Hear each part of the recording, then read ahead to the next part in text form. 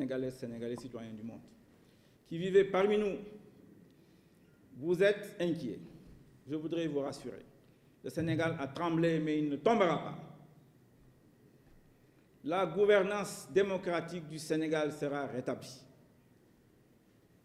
Le président Macky Sall, qui pourtant, en 2012, a bénéficié des grâces du soutien du monde occidental, présenté comme un président jeune, étant né après les indépendances, il avait donné toutes les garanties de la gouvernance démocratique. Il y a même ajouté la gouvernance vertueuse.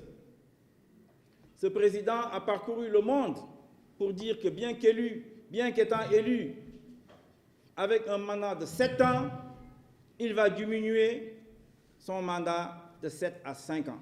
Il l'a dit en France, il l'a dit à Bruxelles, à l'Union européenne, il l'a dit en Éthiopie devant ses pairs de l'Union africaine. Voilà ce président qui foule aux pieds aujourd'hui l'esprit des lois de Montesquieu. Il va en France tout le temps. Il est accueilli. Il est même accueilli avec un tapis rouge à l'école polytechnique de Paris où j'ai étudié. L'école polytechnique de Paris, du général Faidherbe et du colonel Pinet-Laprade, qui a fait les plans de Dakar, la ville de Dakar dans laquelle nous sommes aujourd'hui. Le président Macky Sall ne croit pas à la démocratie. Le président Macky Sall veut réduire l'opposition à sa plus simple expression. Le président Macky Sall rêve d'un régime à la Poutine ou peut-être un émirat gazier. C'est ce président Macky Sall, aujourd'hui, qui est responsable de ce qui se passe au Sénégal. C'est lui qui est responsable des émeutes, c'est lui qui a provoqué sa jeunesse, c'est lui qui a provoqué l'opposition. Et c'est pourquoi je vous dis, vous pouvez être rassurés. Parce que le peuple sénégalais est un peuple debout. C'est un peuple qui a toujours combattu pour la démocratie. C'est un peuple qui a toujours combattu pour les libertés.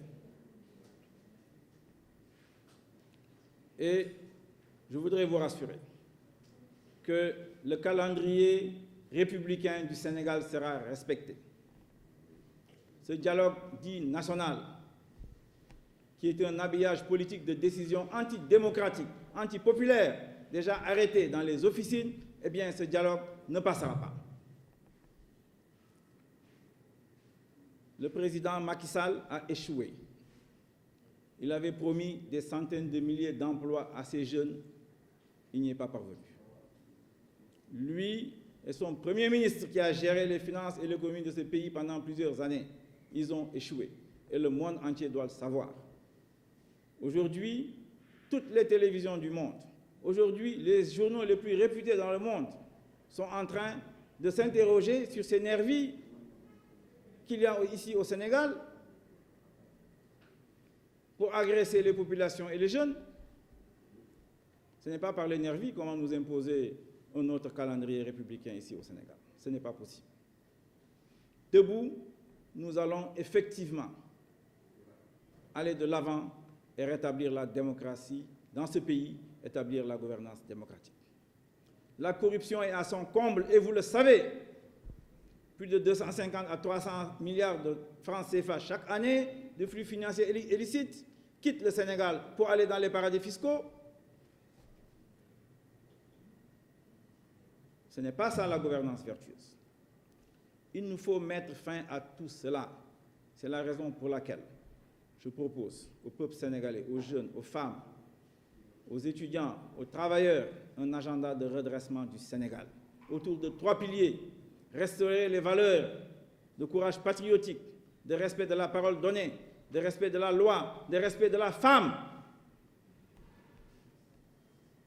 d'une vision partagée, celle qui découle de la charte de gouvernance des assises nationales, à laquelle je crois, à laquelle Tekki croit, à laquelle tous les alliés de Tekki croient. C'est dans cette direction-là qu'on pourra avoir également le second pilier. Réconcilier les Sénégalais avec les institutions, y compris d'abord et surtout l'Assemblée nationale. L'Assemblée nationale doit devenir le lieu d'impulsion de la vie politique de la nation. L'Assemblée nationale doit pouvoir contrôler, d'avoir les moyens à la fois humains, à la fois matériels, à la fois financiers pour contrôler l'exécutif. Les ministres doivent être contrôlés, les directeurs généraux doivent être contrôlés, parce que c'est comme ça que ça doit marcher. C'est ça les règles de bonne gouvernance. Et c'est l'Assemblée nationale qui doit le faire.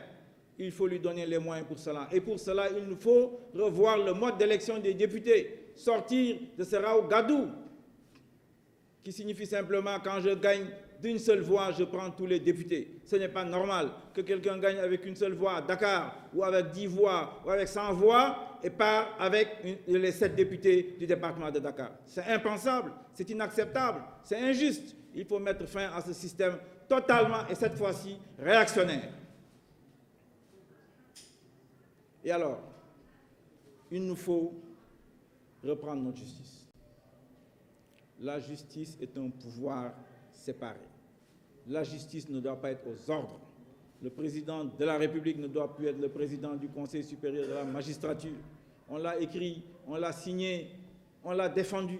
Il est temps de l'appliquer.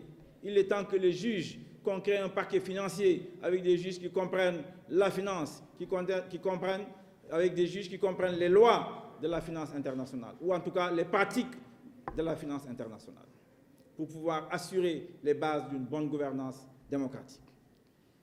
Il nous faut sortir de ce cycle de calomnie, de ce cycle où on veut piéger les hommes politiques, on veut piéger les députés, les maires, de ce cycle de traquenard, de pièges, pour finir par les emprisonner, pour finir par les sortir du jeu politique. C'est cela la marque de fabrique du régime de Macky Sall. C'est cela la marque de fabrique du régime Benno Bokk Yakaar. Il faut en finir et c'est possible. Et enfin, le troisième pilier, il est à la fois économique, social et environnemental. Nous devons transformer le Sénégal en un lieu de création d'emplois réels. Et c'est possible. Par l'entreprise. Il faut revaloriser l'entreprise. Il faut la considérer. Il faut développer les usines, les industries, dans une stratégie de planification, dans une stratégie régionale, avec des pôles régionaux de développement, sortir de ces investissements massifs, inutiles souvent, à Dakar, dans la région de Dakar. Si nous faisons cela,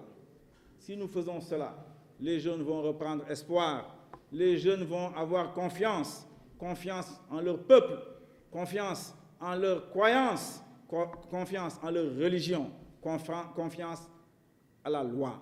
La loi ne doit plus être bafouée, interprétée n'importe comment par des personnalités qu'on considérait avant comme étant de grands juristes, formés dans les universités françaises ou américaines ou ailleurs, qui parcourent le monde, qui donnent des conseils, qui font des consultations, qui écrivent des projets de loi. Eh bien, cela, ici, avec le pouvoir de l'argent, avec les pressions, avec la stratégie du KEP, comme je dis, eh bien, finissent par trahir le droit, par trahir tout ce qu'ils ont enseigné. Eh bien, le droit doit être rétabli dans ce pays. Il nous faut avoir confiance en nos lois qui font le droit, confiance en nos institutions, en l'Assemblée nationale, à la justice. Ainsi, je pense, et c'est vrai, et c'est possible, quand on dit que l'Afrique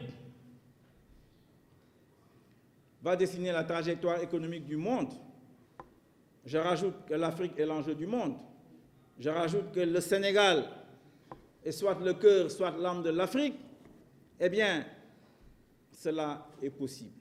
C'est un rêve qui est possible. On ne verra plus ces jeunes Sénégalais traverser le désert libyen pour aller en Libye. Ou aujourd'hui, le Guatemala pour aller au Mexique, au New Mexico, aux États-Unis. Parce qu'ici, au Sénégal, il y aura de l'espoir. Parce qu'ici, au Sénégal, il y aura des emplois.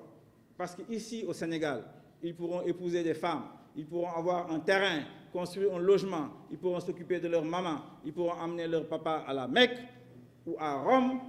C'est possible, nous avons les ressources naturelles, nous avons les ressources financières, nous avons les ressources techniques. Ce qui nous manque, ce sont les ressources institutionnelles. Ce qui nous manque, c'est le leadership.